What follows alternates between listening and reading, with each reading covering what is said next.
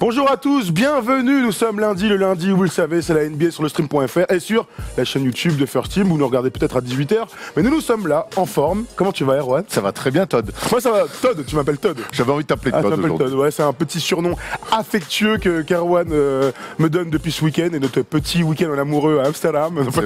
Pas du tout un amoureux. On était loin, tu vois. On n'a pas récupéré la caution, c'est chiant. On n'a pas récupéré la caution. Bon, tu vas bien, sinon t'as passé un bon week-end? Ça va très bien, j'ai passé un bon week-end à regarder des gros matchs de NBA. Golden State Boston par exemple. Golden State Boston, je me suis régalé, et surtout hier soir aussi le OKC Milwaukee. Et le superbe aussi Marseille-Lille vendredi soir. Alors non, ça je vais éviter par contre. Mais en ce moment, tu vois, on sent mine de rien qu'on se rapproche du All-Star Break et qu'on commence à assister à des vrais grands matchs de haut niveau depuis 3 semaines. La NBA, c'est vraiment le meilleur sport du monde. C'est le meilleur sport du monde. Aujourd'hui au programme, 4 vidéos comme d'habitude. On va commencer par les Brooklyn Nets et surtout D'Angelo Russell, la superstar. Ah oui, on peut dire comme ça. La star des Nets. On va ensuite enchaîner avec nos remplaçants et les remplaçants de toi et moi que nous avons choisis pour le All-Star Game. Ensuite, on va faire un petit top 5, celui des joueurs dont on a envie qu'ils bougent avant la trade deadline. Ce sera le 7 février, donc dans une semaine.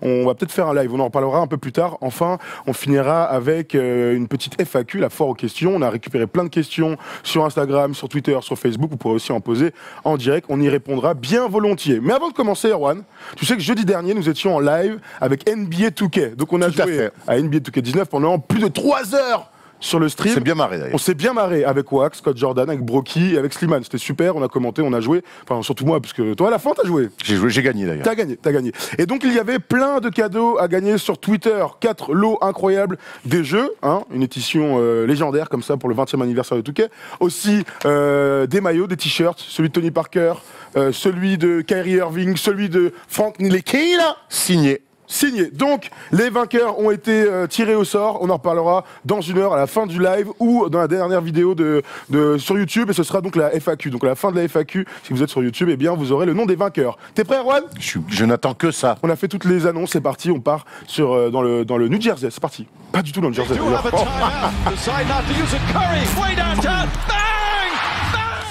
New Jersey n'existe plus depuis au moins 3 ans. Nous allons donc à Brooklyn, à New York.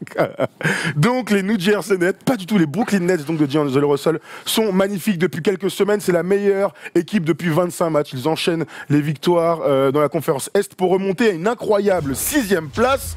Regardez-moi ce bilan, 27 victoires, 23 défaites, 13e attaque au rating, 18e attaque, 18e défense par contre de la NBA, 6 victoires d'affilée. C'est une équipe qui nous bluffe. Clairement. Ouais, qui nous bluffe, et plus que ça. Moi, je suis content. Alors, c'est à côté de nous, c'est à New York. C'est un petit peu de la procuration, mais j'aime la construction de cette équipe. On s'est jamais affolé. On se souvient qu'il y a 4-5 ans, un peu plus peut-être quand. Il faut les playoffs en 2015. Ouais, quand ils montent cette équipe que de All-Star avec les vieux Celtics, tout ça, on est encore dans le bling bling complètement fou côté Nets. Il y a pas d'identité vraiment.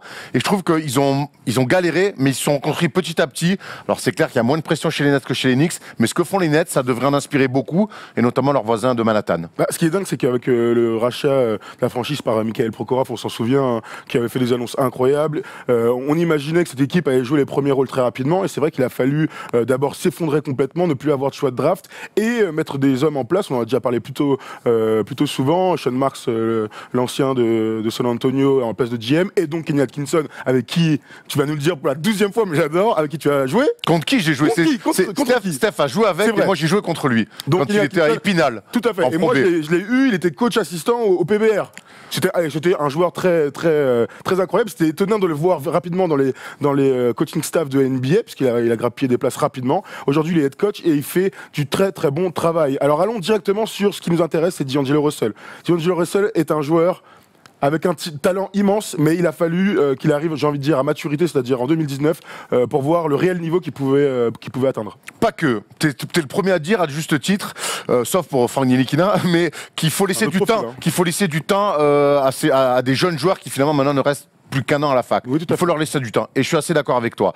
Maintenant, il a fallu lui laisser du temps. Il a fallu, je pense aussi, qu'il trouve un contexte. Je pense que le contexte Lakers, quand il arrive à NBA, il n'est pas du tout bon pour lui. On rappelle que sa saison rookie, c'est quand il y a Kobe qui fait son farewell tour. C'est ça, déjà. Catastrophe. Déjà, mais les stats sont pas si dégueulasses que ça quand je me suis retourné. Mais en tout cas, voilà, la première saison, c'est le farewell tour. Et les jeunes ont du mal à s'exprimer. Et puis la saison d'après, c'est une équipe de Cassos, notamment où il traînait avec Nick Young. Et on se souvient de cette histoire de la vidéo qui lui a pas rendu service, où il s'est mis pas mal de monde à dos. Ouais. Je pense que dans l'ensemble, le contexte Lakers et le contexte même Los Angeles, parce que c'est un peu une star, notre ami, dans le comportement, ne lui convenait pas. Première année, donc Kobe, qui croque tous les ballons, qui veut faire son salut à tout le monde, et peu importe les jeunes. Et la deuxième année, je crois que les Lakers sont déjà en tête de drafter Lonzo Ball, ce qui amènera au trade plus tard. Donc, il n'y avait pas que cette raison, il y avait aussi la raison de récupérer Brook Lopez, donc un pivot, alors qu'ils n'avaient pas de pivot aux Lakers, qui était en fin de contrat avec un gros contrat, ce qui leur a permis derrière de signer LeBron James. Donc sur le principe, j'ai vu la petite question dans les commentaires, est-ce que tu es content, Thomas, du départ est-ce que tu regrettes plutôt le départ de D'Angelo Russell? Je dis absolument pas, puisque ça a permis l'arrivée derrière de LeBron aux Lakers. Et c'était la suite logique, au vu de ses performances, au vu de son évolution, il fallait s'en séparer. Et Lonzo Ball est là maintenant. Et souvent, il l'évacue, mais ce qui est cool, c'est qu'il y a une équipe qui le veut vraiment. Les Nets, en l'occurrence, les Brooklyn Nets, qui le veulent vraiment, qui ont un projet pour lui, qui lui filent les clés de l'équipe. Quand il arrive là-bas, cette équipe-là, il se passe 2-3 petites choses, mais il manque quand même beaucoup de talent, et il va en amener du talent. Et ce qui est bien, c'est qu'il trouve une franchise, il trouve un coach, et on en parlait avant l'émission. Moi, j'aime quand des joueurs comme ça, talentueux, parce que lui, c'est tout à fait ce type de joueur-là, gaucher, talentueux, un peu nonchalant, mais il a trouvé un coach, ancien meneur de jeu, on l'a dit, et puis surtout une franchise qui compte et qui lui a donné les clés de l'équipe. Ça n'a pas été simple au début non plus, mais ils l'ont jamais mis dans la difficulté, il a été blessé, ils l'ont toujours remis, ils l'ont toujours fait confiance, et aujourd'hui, tout ça, toute cette confiance autour de D'Angelo Russell, il le paye, et ça fait vraiment, vraiment plaisir à voir, parce qu'il fait une saison où il est très, très fort. Il arrive aussi dans un contexte où, je rappelle, Brooklyn n'a plus de choix de draft, et donc quand il récupère contre Brook Lopez, qui était clairement leur meilleur joueur, qui avait été le star quelques saisons auparavant, eh bien, il y a un micro qui frotte. Alors tu nous dis, Polo, si tout va bien, nous on continue comme si de rien n'était en tout cas. Donc il arrive dans un contexte où il n'y a pas de choix de draft, donc ça arrange clairement Brooklyn d'avoir un mec qui a passé déjà 2 ans à NBA, on rappelle numéro 2 de draft, donc un gros potentiel, même si au bout de 2 ans il n'avait pas éclos, il était déjà à 15 points par match, c'est pas dégueulasse, et à qui on va pouvoir filer à la fois la main, des responsabilités, et aussi être le visage de la franchise jusqu'à l'arrivée d'une superstar. C'est le souhait des Nets. Et c'est vrai que malgré les blessures, l'année dernière, il ne joue que 48 matchs, c'est très peu, il rate la moitié des matchs pratiquement. 15 points, 5 passes, on décelait son potentiel, en tout cas l'évolution de son potentiel. Et bien là, regardez-moi ça, la petite comparaison avec la saison dernière, donc plus 4 points par match, plus 1,2 passes, les rebonds c'est pareil, il joue un peu plus, mais il joue pas beaucoup. 29 minutes, c'est peu. Ça s'explique parce qu'il y a Shabazz Napier, il y a Dinwiddie, il y avait Caris LeVert, il y a du monde sur les postes arrière. Mais en tout cas, ce gars-là arrive à éclore et surtout, il arrive à être bon dans les fins de match et c'est là qu'on l'attend. Ok, le Ice in the Vein, c'est marrant, c'est un truc de flégon, il fait le Mac, comme t'aimes dire, Erwan, mais il assure. Et ça, c'est une réalité, une évolution. Il assure cette année, il a fait 3 ou 4 fois des matchs à plus de 30 points. Oui. Il a pas mal close-up des matchs aussi sur des grosses fins de match où il a mis des tirs importants, avec Dinwiddie aussi. C'est vrai que le duo marche bien. Je te dis, il a trouvé un coach, il a trouvé une franchise, il a trouvé des coéquipiers aussi qui lui filent beaucoup la balle. Regarde-moi ce stat sur les 13 derniers matchs. C'est fort, quoi. C'est des stats de très gros All-Star Game, de très gros All-Star. On le verra tout à l'heure dans la vidéo. 7 passes D, tu vois, en moyenne cette saison, il est un petit peu moins. Ouais, mais il augmente. Il augmente petit à petit. Et je crois que c'est là où il doit être un petit peu plus se rapprocher des 10 passes et ça en fera un joueur supérieur. C'est quand même un mec qui a une vraie qualité de passe, même si on voit 24 points, mais c'est une grosse qualité de scoreur. Mais c'est quand même un mec qui aime bien lâcher la balle, qui trouve des passes à terre, qui a des angles, qui a une vraie vista. Oui, il a une vista. C'est pas un grand passeur, mais il a de la vista. Il a une vraie vista. Il est capable de sortir des passes flashy. On l'a vu au lycée, on l'a vu ensuite à la fac. Vraiment, un peu avec les Lakers. Il s'est cantonné, j'ai l'impression, dans un rôle de meneur, scoreur sur pick and roll. Il ne fait pratiquement que ça. Il le fait très bien parce qu'il y a une vraie science du pick and roll sur aller mettre un mec derrière son dos, prendre des petits tirs à mi-distance, être capable de tirer à 3 points sans qualité physique évidente parce qu'il est pas très rapide, il saute pas très haut, mais il se place bien. Mais t'as pas été surpris cette semaine, il saute pas très haut et c'est vrai quand il a fait un retour, il a mis un compte sur la planche. Après bon, ça reste un joueur NBA. Non mais il est pas très athlétique par rapport à Russell Westbrook quoi. Il est plus athlétique que nous, ça c'est sûr. Bah je lui souhaite. Puis cette saison, ce qui saute aux yeux, c'est son adresse, sa régularité dans le tir externe. Tout à fait. D'ailleurs, il est à 37,6%. C'est sa meilleure moyenne en carrière. Pareil, ça augmente beaucoup. Il en prend 7 par match, ça c'est énorme. En fait, il en prend beaucoup, donc c'est normal que son pourcentage soit un peu bas. Il a 2,7 sur 7,2, donc c'est vraiment un profil de je vais mettre des tirs dans la gueule, je vais mettre des tirs difficiles. Quand tu mets des tirs difficiles, ça galvanise ton équipe et derrière ça donne un boost du public, de la salle et tout ça. Par contre, quand t'en rates 1, 2, 3, là il y a tout le monde qui commence à faire la gueule, donc il faut arriver à trouver le bon ajustement entre les deux. Et c'est vrai que Kenny Atkinson a l'air vraiment de bien le driver sur ce côté-là. Quand je vois cette photo, tu vois, j'ai l'impression aussi que son équipe le suit et a confiance en lui. Non, mais c'est une vraie belle équipe. On va élargir un peu le débat. Une vraie. On n'y est pas encore. J'ai plein de questions à te poser. T'inquiète pas avec les histoires d'équipe. Et puis surtout, donc on parle de D'Angelo Russell, on a vu des stats sur les 7 derniers matchs assez incroyables, quasiment 24 points, 7 passes. Au meilleur moment. Et le bilan, on l'a dit en ouverture, ils sont 6e de la conférence Est. Moi, de mémoire, quand on a fait nos 8 pour les playoffs à l'Est, Brooklyn n'en faisait pas partie. Moi, je pense qu'il était 12, 13, 14, quoi. 11 peut-être, mais on était en train de se dire que c'est une équipe toujours en construction. Ils sont en avance dans les timings parce que c'est bien coaché, parce qu'il y a du talent et parce que D'Angelo Russell est très très fort. Et honnêtement, ça doit donner, je le répète, ça doit donner tellement d'idées à d'autres franchises qui font tellement de la merde dans les bureaux.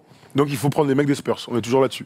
On va avoir du mal à aller contre ça, mais c'est vrai que on revient vraiment sur les Nets qui avaient fait n'importe quoi à l'époque où ils attirent Paul Pierce et Kevin Garnett, où tout leur choix de draft haut saute. Jason Tatum est un choix de draft qui, à la base, revenait aux Nets. On se souvient.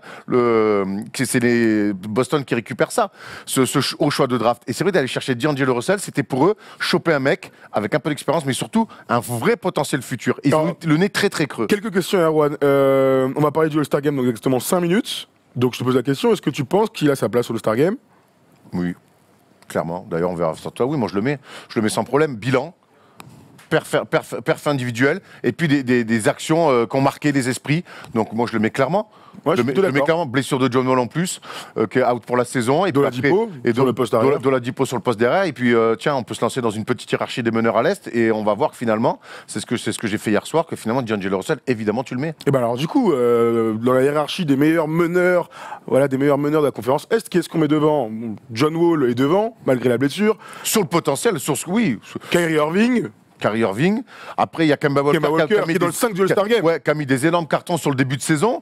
Maintenant. Il est meilleur, plus d'expérience. Oui, plus d'expérience. Un meilleur joueur. C'est un meilleur scoreur, c'est un scoreur pur. Moi, je pense que la palette de D'Angelo Russell est plus large que celle de Kemba Walker. Ouais, on se demande à voir quand même. Hein. Moi, à part l'âge, moi je dis que Kemba Walker est un meilleur. C'est-à-dire qu'il y a les deux face à face, on fait la balance. Il y a Kemba Walker qui est meilleur, il a plus d'expérience, il est capable de faire plus de choses sur un terrain. Des moins bons passeurs peut-être, mais bon, c'est pas très grave. Moi, demain, je suis coach, tu me demandes de construire une équipe pour amener une équipe en finale de conf ou une finale NBA. Et de construire autour, je préfère construire autour d'un D'Angelo Russell. Première option, c'est plus facile. Non, construire autour. Mais le truc c'est ça, parce que la deuxième question qui est sous-jacente, c'est quelle est la limite de D'Angelo Russell. Est-ce que là, tu es en train de me dire que pour viser une demi-finale ou une finale de conférence, tu fais confiance à D'Angelo Russell plutôt qu'Kemba Walker? Aujourd'hui en 2019, c'est pour ça qu'il lotait. Je vais reformuler. Let me rephrase. Pour attirer une star, une méga star, comme cet été, la free agency va être quand même plutôt sympa. Pour attirer une star, je préfère avoir un D'Angelo Russell en disant mais viens, on a D'Angelo Russell à la main, c'est ça. Plutôt que dire viens, il y a Kemba Walker qui va shooter beaucoup de ballons. Et moi, de toute façon, les petits meneurs comme ça, quasiment exclusivement scoreurs, j'ai beaucoup de mal à croire que ça puisse aller plus loin qu'une demi-finale de conf. Or qu'avec un D'Angelo Russell, je pense que tu peux vraiment construire un collectif plus huilé, plus sympa. Et puis ce mec-là, il peut mettre des gros tirs quand même. Il est plus jeune. J'attends de voir dans 2 ans s'il n'est pas capable de mettre des 40 ou des 40 points un jour, un grand soir. Non mais ça, mettre des 40, moi j'en doute pas, le problème c'est la régularité, c'est défensivement, il y a plein d'autres choses. On a vu le nom de Ben Simmons évidemment, Ben Simmons est devant D'Angelo Russell, on va en parler en 30 secondes, mais moi aussi je le mets au All-Star Game, je pense qu'il est, si aujourd'hui il est 5e ou 6e meilleur meneur à la conférence S, dites-nous dans les commentaires ce que vous en pensez.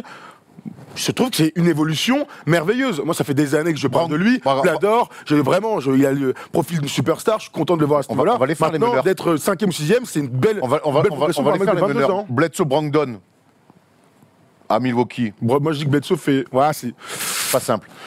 Kyle Lowry à Toronto. Plus de au-dessus. Collison à Indiana, il est au-dessus. Enfin, il est en dessous. Il est en dessut. Il est au-dessus. Moi, je mets D'Angelo Russell au-dessus. Pour le potentiel et tout ça, oui. Ben Simmons, donc on l'a dit, à Philadelphie. Kyrie Irving à Boston. Et après, on arrive Miami. Dragic est blessé. Sur le principe, Dragic est meilleur. Ouais. Maintenant, il fait une saison bizarre. Ouais, je pense, en tout cas sur cette saison, pas sur cette saison. Kemba Walker en 8e. Détroit, Reggie Jackson, on n'en parle pas. John Wall est blessé. Orlando, ils n'ont pas de meneur. Ou DJ Augustin, c'est sympa, mais on est quand même loin. Trae Young, c'est jeune. Chicago, on est très loin. New York, on va pas y revenir. Et puis voilà. Donc non, je pense qu'il est dans le top 5, top 6 de la conférence Est. Pas mal pour D'Angelo Russell. Donc ouvrons un peu le spectre de cette affaire des Nets. Les Nets sont très très bons. On me dit Kemba Walker, je disais, je ne le voyais pas aller plus loin qu'une demi-finale de conférence. On me dit donc tu ne vois pas Lillard aller plus loin. C'est une bonne remarque. C'est une très bonne remarque. pour moi, Lillard, il a 2 Kemba Walker dans chaque jambe. Oui, mais c'est pas ça. T'as parlé de profil. T'as dit, moi, les meneurs scoreurs, je les vois pas aller là. C'est ce que t'as dit. D'accord, mais déjà, pour moi, Lillard est un peu plus athlète que Walker. Oui, mais Lillard est un joueur bien plus supérieur. Pour moi, il est uniquement quasiment que scoreur, Kemba Walker. Pour moi, Lillard, on le voit quand il est pas dans des bons soirs avec McCollum, qu'il arrive quand même à être. Et puis, il a un leadership autre. Voilà, je voulais juste répondre à cette très bonne réflexion dans le chat. Très bien. Donc, alors, élargissons un peu le spectre. Kenny Atkinson a une équipe très intéressante et c'est une équipe qui vit très bien. La preuve de tout ça, c'est qu'il y a 2 facteurs. Il y a des blessés. Caris LeVert, on le perd dès le début, c'est le meilleur scoreur de l'équipe. Pourtant, l'équipe continue à gagner. Spencer Dinwiddie se fait un ligament du pouce. Il va être absent là, de 3 à 6 semaines. C'est une énorme perte parce qu'il était en course pour être le meilleur 6e homme de l'année, hein, ou pas loin. En ce début de saison, il était vraiment très fort, très clutch, capable de grosses perfs. Tu perds tout ça, tu continues à gagner. C'est-à-dire que le système offensif et l'adage de l'équipe est très solide. Et ça, c'est encore une fois Kenny Atkinson qui a mis tout ça en place. Mais il y a des belles surprises dans cette équipe. Cette année, tu l'as dit, ils perdent Caris LeVert, là, ils viennent de perdre Spencer Dinwiddie. On notait que la très bonne saison de Shabazz Napier. Oui, vraiment. À la main en backup, qui est vraiment un bel apport. D'Angelo Russell, Spencer Dinwiddie, Shabazz Napier, peu importe qui est sur le terrain, qu'il y en ait 1, 2 ou 3, enfin rarement 3, un ou deux des 3, tu joues au basket, c'est des joueurs intelligents. Ensuite, il y a le grand Jarrett Allen à l'intérieur, qui fait vraiment un énorme chantier. Ed Davis qui amène beaucoup de choses aussi. Hollis Jefferson, je suis pas le plus grand des fans, mais c'est un tonton animal, il en faut aussi. On peut pas avoir que des grands mecs qui ont une lecture de jeu. Donc je trouve que c'est une équipe très équilibrée. Il y a le Koukouz là. Justement, regarde, quand je parle d'équipe qui vit bien, c'est qu'il y a des blessés, on continue à gagner. Mais il y a aussi des inventions de joueurs. Et là, je t'en cite. Donc, Jarrett Allen, mine de rien, est une surprise aujourd'hui. Notre grand Jarrett avec la touffe est un joueur potentiel à 100 millions. Il y a pas mal de joueurs qui en parlent. Il a 11 points et 8,8 rebonds. Donc, il y a Rajon Kuruc qui joue 4, qui est grand, qui est une invention de joueur complète et qui franchement, fait du bon travail dans la rotation. Joe Harris est un bon joueur aujourd'hui référencé. Je ne dis pas que c'est un joueur incroyable, c'est un joueur solide de NBA. Et il y a donc ce dernier mec fallait absolument citer. Je vais le retrouver, c'est mon ami. Et oui, il pourrait venir du Val-de-Marne, mais non. Il s'appelle Théo Pinson, mon frère. Théo Pinson, je pense que c'est Theo Pinson, mais Théo Pinson, donc un rookie de 24 ans qui vient de UNC, c'est un two-way contract, qui contre ta petite équipe des Knicks a mis 19 points, meilleur scoreur du match. Il sort un peu de nulle part. Il a joué que 8 matchs cette saison. Et c'est aussi la preuve que cette équipe va très bien quand il y a un gars qui sort de nulle part comme ça, qui score, qui fait gagner son équipe. Et ben voilà, tu dis bravo au coach, bravo au coaching staff parce que vous faites du très bon travail. Ouais, les Knicks sont toujours la belle équipe pour sortir du bois. Ça, c'est vrai, ça. Non, mais voilà, je pense que, et on voit que alors ça fait un peu cliché comme phrase, mais on voit que l'équipe vit bien, le groupe vit bien, parce qu'il y a des mecs, comme tu dis, qui sortent un petit peu de nulle part. Il y a des inventions de joueurs. Kuruc, l'année dernière, je crois qu'il jouait en Espagne, Steph nous en disait, il faisait pas des cartons incroyables. Hein. C'était rien de rare. Enfin, en Euroleague, il jouait surtout, je sais pas si c'était l'Espagne. Mais là, voilà, on a vu que je pense que tout le monde s'éclate. Il y a assez peu de choses négatives qui sortent de cette équipe, malgré les blessures. C'est l'équipe qui gagne, c'est normal aussi. Ouais, mais tu vois, je me projette un peu, je suis très curieux de les voir en playoff cette année. Bon, bref, je pense que ça peut être une équipe très chiante à prendre. Dernière question, du coup, a priori, ils vont se qualifier en playoff. On leur souhaite, mais est-ce qu'ils vont le faire? Tu sais, on l'a dit en décembre, on était à Los Angeles, on s'est dit, oh, les Clippers vont aller en playoff, et on a vu qu'après, il y a des petits. Dans ces équipes-là. C'est pas la même conférence, hein, quand même. Non, mais ces équipes-là, c'est pas la même conférence, mais ces équipes-là, on va voir. J'espère vraiment déjà que New York, une équipe de New York puisse retrouver les playoffs et que Brooklyn Nets, pas les Nets parce qu'on me demandait l'histoire, mais que des Nets, mais il y en a une belle, mais que les Brooklyn Nets commencent leur histoire avec ça. Avant, c'était un petit peu de lâcheté. Là, je crois qu'ils sont vraiment en train de construire quelque chose d'intéressant. Oui, j'ai envie que cette génération-là et cette équipe-là, que ça soit sur le terrain et dans les bureaux, découvre les playoffs. On finit sur le calendrier des Nets là, pour ces quelques semaines. Donc, ils vont jouer contre Boston, contre Chicago, contre les Spurs. Donc, c'est par colonne. Ensuite, ils vont à Orlando. Ils jouent contre les Bucks et contre Denver. Il y a au moins 4 gros matchs. Donc on va en savoir un peu plus à la fois de la série de victoires, mais surtout du niveau réel de cette équipe. Parce que jouer contre Boston, jouer contre les Spurs, jouer contre Milwaukee et contre Denver, bon courage à nos amis des Nets. On vous souhaite évidemment de prendre 6 matchs sur 6 sur cette petite série. On leur souhaite. S'ils font 3-3, c'est beau. S'ils font 3-3, c'est beau. Bref, on a fait le tour des Nets. On va parler tout de suite du All-Star Game, puisque d'après nous, il y a un joueur des Nets, donc D'Angelo Russell, qui se retrouvera au All-Star Game.